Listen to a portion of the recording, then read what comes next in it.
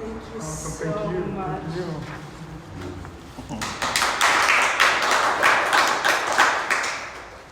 Do you mind if I read from ours? I would love you to read from ours. Okay. Yes.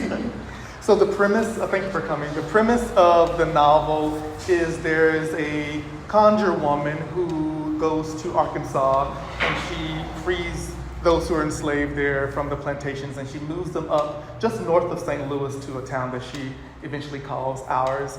And she hides the town with said conjure so that no one can interfere with what's going on there. So there are magical elements and historical elements in the novel. I'm going to begin with Chapter 7, which is not anywhere near the middle, as you can see, it's a very large book, where there's a visitor who's not figured out how to break the barrier, but somehow has broken the barrier and entered the town accidentally. And Saint, who is the driving force in much of the novel, is going to intercept him.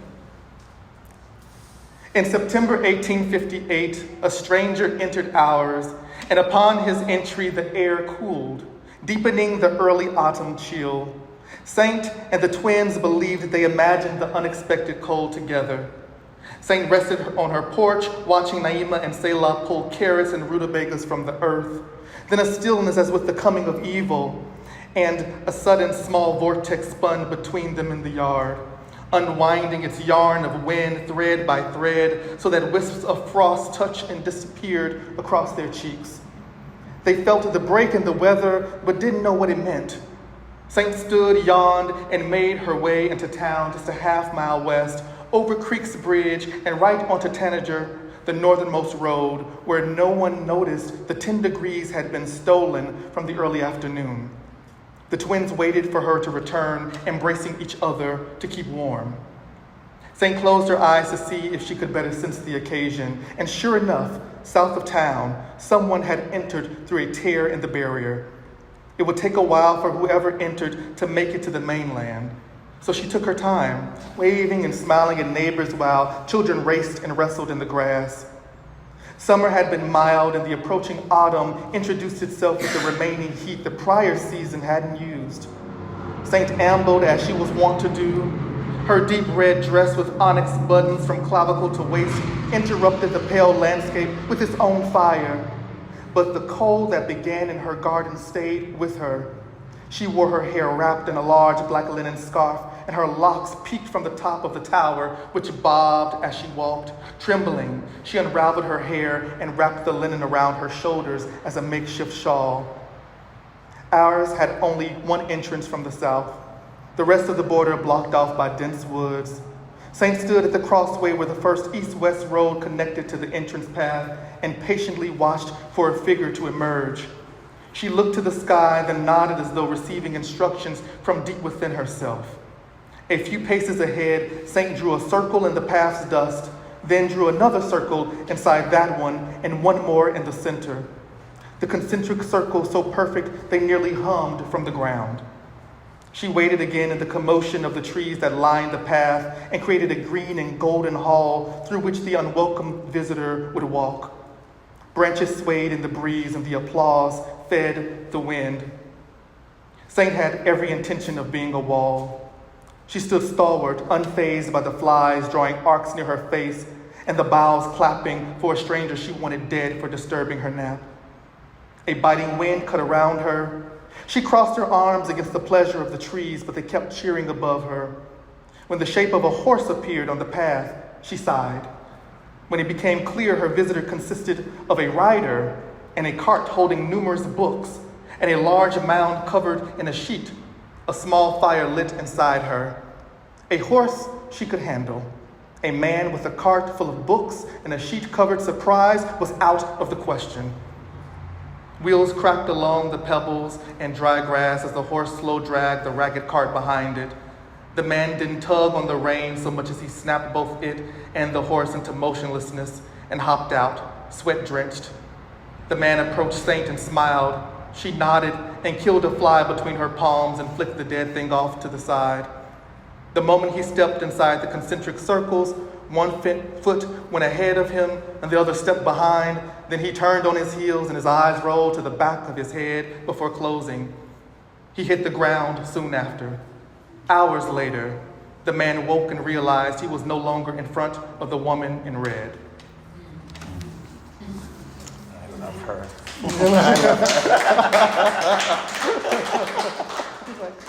Goodbye. She's done that a lot. Yes. Let's see, I'll just sit this. You mind if we share space with With the recording, which doesn't keep going. So again, thank you all for coming. Thank you for, letting me do this with you. I'm trying to think, what should the first question be? Because it could be anything. How did you get started? Where did the name Reyah come from? But how are you feeling in your body right now? That's a good start. In my body. Right now I feel pretty grounded. I feel safe. Not obviously, but a little nervous, but I feel like everyone here is here because they want to be, and we share in a lot of common things, and so I feel like I'm in a good place and good space, and I feel good. Very good. In my body. Very good. My body's gotten me here, so it's I was like, that's true. I was thinking more so, you walked in, but also we're surrounded, Yeah.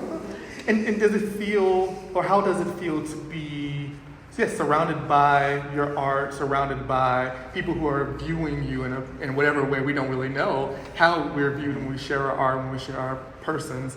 So to know that this is, part of why people have gathered here also to meet you in person, how do you, reconcile that with the privacy of making art? Oh, wow, that's a good question. I'm just now getting there. Mm-hmm. I'm just not getting there. I think that it's been really difficult because when I first started the art, I think a lot of it was about hiding and revealing at the same time. I think there's a lot of vulnerable things.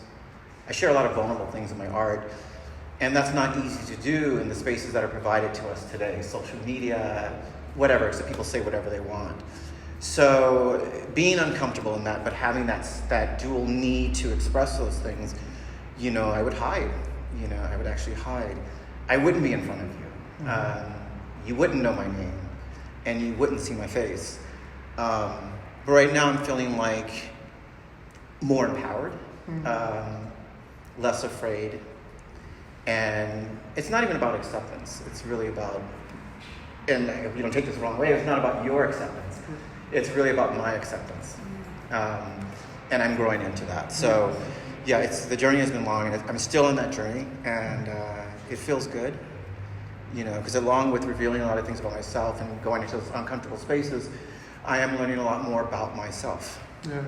And there are things that I'm happy with, and there are things that I want to work on, of course. But it's providing me the space to grow. I love that. And it segues into the question of Reyah, the name. Who? Becoming Reyah. Yeah. The title of all the pieces, and are they numbered in order of their creation? No, they're not numbered in order of creation, but they are numbered, which is an interesting question that you're asking, and ties into the name Reyah. And you mentioned Saint. The town, ours, is near Arkansas? No, it's just south of St. Louis. So where is in Missouri? Arkansas played a role somewhere in there? Yes, it did. Yeah. Okay, because my grandparents are from Arkansas, and my brother and I are the first kids or people born here in Los Angeles. Nice. All of a sudden, I don't know how to say that. So I think that's really interesting. So when you go back to the name of Reyah, that was just a side note. There are actually 9. I call them the Reyahs. So there's 8 images here. There's actually a 9th one that is not here, but it is available. And I call them the 9 Reyahs. And to me, the 9 Reyahs are different parts of me that, we're going to get to a long story here, but basically they're kind of like fragmented parts of me, like as a child. And that was done, I did that in order to survive a lot of childhood trauma, a lot of things that I had to face on a daily basis. So I found myself speaking through other characters, and one of them was Raven. And that was the main character, and Raven reminds me of Saint in a lot of ways, because when Raven came in, everything was going to be okay. So if you took one of these Reyahs, one of them is that Raven, is the one that kind of leads the rest to salvation. And I took on the name Reyah in particular because it just resonated with me. In some cultures, it means strength and wind. And I'm at a point in my life where, again, in that discovery phase where I don't want to be a victim or read about being a victim anymore. I want to show a stronger side to being a male, to being a black male, to being a queer male, to being my mother's son, my father's son, all of those things. So Reyah, the name Reyah, is a constant reminder to me that I am those things. And I can continue being those things. And then I constantly have the 9 Reyahs around me protecting me, even though I'm an adult now, but they still exist. So, It's beautiful. was it? Okay, The 9 Reyahs. yes. I think of the muses when I hear that. I think of guardian angels when I think Absolutely. of that. Ancestral presences, you know. Absolutely, yes. And when you say ancestral presence, that's interesting because I didn't think of it as ancestral until I started doing the work, the actual hand, the physical work, working with the rope. You know, and things just come out. You know, I don't necessarily go, I want to do this to make sure they know I'm black. You know, it's just, they just come out. And you know, I began to look at the pieces and I was saying, this is organic. This is who I am. You know, I don't need to wear it on my shirt or on my sleeve anywhere. And I want that to come through in the work. And I mean, I'm in no control of it, but it does. In terms of like, I mean, I you know, I don't know if any of my ancestors work with rope, but I guarantee you they probably work with their hands on some level. So not having any formal training or anything like that, working with my hands or any kind of materials, going into that, I think there has to be some sort of legacy or something prior to my existence that flows through me that allows that to happen. Because I don't believe that we are just our parents. We are all of those things, you know, before us. Yes. So yeah. I often describe writing hours as channeling. There would be days where I'm just at the computer, I have no idea how I wrote those many words. Yeah. Like, oh, okay, there's a lot here. There's an intangibility with it. Well, intangible is questionable. You know, what is tangible and what is intangible is the eye of the beholder.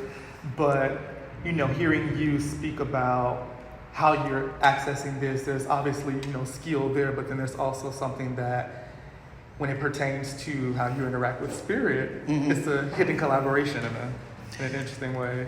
Absolutely, and the most important thing for me in that collaboration is getting out of the way, keeping myself out of the way. And I think part of that is being still in the moment. In the studio, you know, Patricia mentioned that I only work alone, and it's true. And I believe there is power in collaboration, physical collaboration between 2 or 3 or 4 people. At the same time, I think as an artist, I have to be aware of the space that I'm in and that I'm creating in. Yes. Because there is good interference, and then there's the interference that shuts me down. And I just want to be careful of that. So I do spend a lot of time alone, and it can make me crazy sometimes in the studio. Still, you know, I may not start working for 4 hours. You know, light some incense.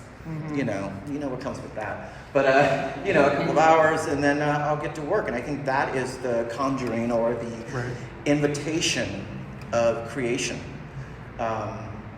Allowing space for that invitation, that them to come through that door. Yes. You know. Yes. I play a little Sade. Oh, you like Sade? Nina Simone Sade. Oh, it's Nina Simone. That's oh my God, Nina Simone. Had there been no Nina Simone, I don't know. Yeah, Nina Simone is everything to me. Absolutely. Yeah, everything. And I you know, I'm going off, but when I'm working, when I'm creating things, I do try and channel, not necessarily to be that, but to channel that freedom, that openness to just receive all of that creative energy, and again, just getting out of the way. But energies like Nina Simone help me in that space for sure. Yeah. When she was defining what freedom meant to her, she said no fear. Wow. But I imagine that there might have been some fear in the process of creating these pieces, sharing them with the public. Can you talk about when you first, or how you first discovered the process of working with rope and pairing that with the self-portrait Like, when did that epiphany or that discovery happen? It's gradual. Mm-hmm. I think I picked up rope maybe the first time, I don't know, 6 years ago. It was just a little piece. I don't know what I was thinking. And I think, it's just been an ongoing process of experimenting. Mm-hmm. That's how I, as an artist, as a person, I arrive any place, I experiment, I play. And there was a point to where, I was just doing the self-portraits, learning the camera, and I started to investigate, look at other artists, go to different shows, and I was like, oh, they all have like a second talent. They do sculptures or something else. And I really wanted to work with my hands. So I started experimenting with fabrics, the movement of fabric, with wind, how it hits the light. How can I express what I'm feeling through these objects and things that flow on their own and have a life of their own? Right. How can I engage with them? After the fabric, I went back to the rope. And I felt like the relationship between the rope and myself was way different. Much, much different. There's a resistance that the rope has that I cannot change. And that was intriguing to me. And there's also a thing about the rope where you can manipulate it in a way that it actually forms these really beautiful natural patterns. And if you just let it be on its own, it'll do its thing and not try to change it. So I felt that for me was a collaboration. Nice. And it's heavy and it's challenging and it's bitter. Bitter. It's really bitter in the sense that when you look at it, against my skin, what is the first thing you think of? Mm-hmm. If you think, oh, that's beautiful, but you can't help, but there's a certain bitterness there. And I like that. I like that.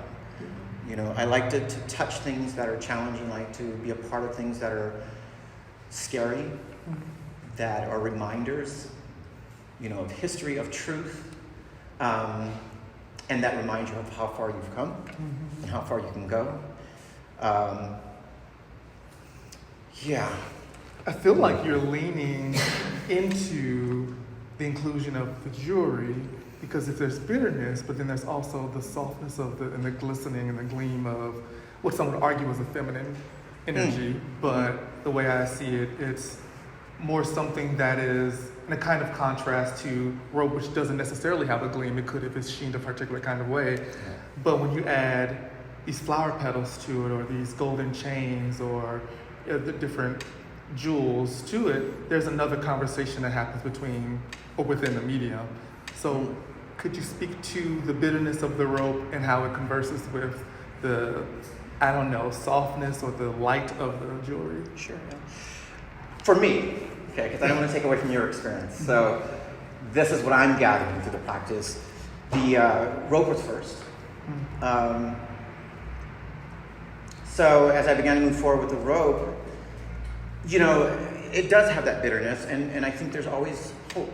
You always need a glimmer of hope.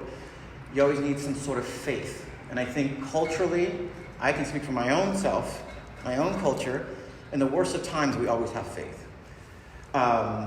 Which is believing in possibilities or things that are unseen, that you can get through things and like that. So for me, a lot of the times I just, I like shiny things too, as simple as that, but it's not that deep. I just love it, But it added a little, that glistening just gave me a sense of hope.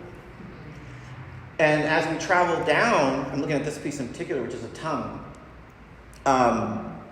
The jewelry there actually belongs to my mother. And this goes back to the question of Reyah and the entities that supported me as a child. Mother being, a great mother and not the greatest mother. Part of my trauma and part of my healing. Really, really complex, and I'm sure many of you have complex relationships with your parents. She recently became very sick, like end of life sort of thing. So that in itself, if any of you have gone through it, is life-changing as an individual. You learn more. I learned more about myself than I did about her at that point. So when I was a kid, I think my mother's just beautiful, stunning. And she wore these beautiful, she's still alive. She wore beautiful jewelry, really beautiful gold chokers and things like that. And I just always loved her jewelry. And I promised myself I'd get my hands on it one day. So you know, when I was cleaning up the house and things like that, you know, after she'd gone into the hospital and stuff, and I was like, I'm going to take the jewelry. So I was working, and then one day I decided to incorporate the jewelry into the work. One is just to honor her. Just honor her as a woman, as a black woman, as just a parent, as a strong figure in my life. You know, and the other way is to add that sense of hope to what is happening here with the rope and the history of the rope and what's happening in current times. We have to have some sort of hope and faith. So I added that little glimmer there as well to just apply that to the situation. You know, I'm going to go all the way into it now. Yeah. So it is the shape of a tongue, and it does resemble a tongue. And for me, tongue is about language. It's a strong sense of culture. I don't know if any of you eat tongue, grew up eating tongue, but we did. It was a special meal for us. And those things are warm to my heart. They really are. So placing that along with her jewelry, you know, and all the things that she's taught me, all the lessons that I've learned from her or both my parents, or from the culture, things I use now that I don't need now, that were, you know, whatever, for me are all there in the piece. Again, with the history of that rope and whatever else you see in that. And there's a way, maybe with that one, but we're here now, how the jewelry, in some ways I couldn't tell if it was in collaboration with the rope as far as all of the dark historicity that is with it. But then listening to you speak, it's also as though it is strengthening the owner of the tongue. And you know how vine trellises up. In that way, it seems to want to pull the rope. It might be pulling the rope up, deconstructing the rope, or there's so many ways to look at how even the way it wraps around the rope seems to be a power struggle in a way. Absolutely, yeah. And these are things I didn't go into and going, I'm going to do all this and make all this. You know, just to be completely, you know, transparent. I mean, going in there, I was like, I want to make something that doesn't have an end. You know, how can I do that? It doesn't have an end. I wanted someone that reflected a dark history. You know, I wanted someone that reflected, you know, and as I began to move through this, I found that, oh, there's a tree in there. So I see a tree, trunk of the tree, top of the tree. So quite naturally, I would incorporate the jewelry around the trunk of the tree. The roots, I mean, let's just say it. There's a couple of nooses if you don't see them here. You don't have to see them, you know. But they're at the base here, at the root, because that is the root of things. My mother was born in Arkansas. You know, she was born in 1928. So she knows a thing or two about roots. Being her son, I know a thing about, you know, a thing or two about roots. Going to I almost said Africa. Going to Arkansas, I wish. And I'm going to Arkansas every summer. So yeah, putting the jewelry in there. Just again, as I'm making it, all of these things just kind of naturally come into play. Right. And there is a push-pull struggle there. There is a tight, a looseness there, especially at the bottom. I needed to feel that. And, you know, I chose to wrap things a certain way, to express them that way. I have to. I can't forget that part of me, you know. And one can argue that art, visual art, because there's no language involved, that part of the way that we as viewers can perceive it is by creating our own language. You're usually using words. You know, there aren't words that are intercepting our interpretation of what's there, unless we look at the placard that, you know, might come with it. I don't see any here, which I kind of like. I agree, yeah. But with this being a tongue, and I'm looking at these two here where they are, the tongue is part of your body, it's wrapped around. Is that, or could that be a commentary on language in some way? Is this a way for you to speak through a silence, or is it a way for you to interact with the silence? And also, how did it feel when you first put the tongue onto your body? You had to support the weight of it. Yeah. The weight of language in some way. Yeah, I mean, the weight of that's your last question first. The weight is always surprising. because I'll think I can do things, and I get under there, and I'm like, oh, shit. Yeah, it's really surprising. I forget that it's actual a heavy material. So sometimes I have to, I like to work in heels too. But it's surprising, but I do what I need to do. Because it's just part of the expression. It's part of what I need to do. As far as Reyah 1 and Reyah 2, I would say it is part of language. Absolutely. Again, for me, it's constantly changing for me. What's involved in these images, what's involved in the work. So it's ongoing. And right now, in terms of language, in those images, you have one forward, one back. For me, and it's particularly of the brain, it's of the head, because, words that are spoken to us as children that we carry throughout our lives, whether they're damaging or supportive, stick with us in our head. And it travels with us throughout throughout our entire lives, and we have to find a way to reconcile that. So I think that's the partial, part of that image, and my connection to the tongue physically, and that front-facing. Back facing, I just wanted you to see my butt. So, no.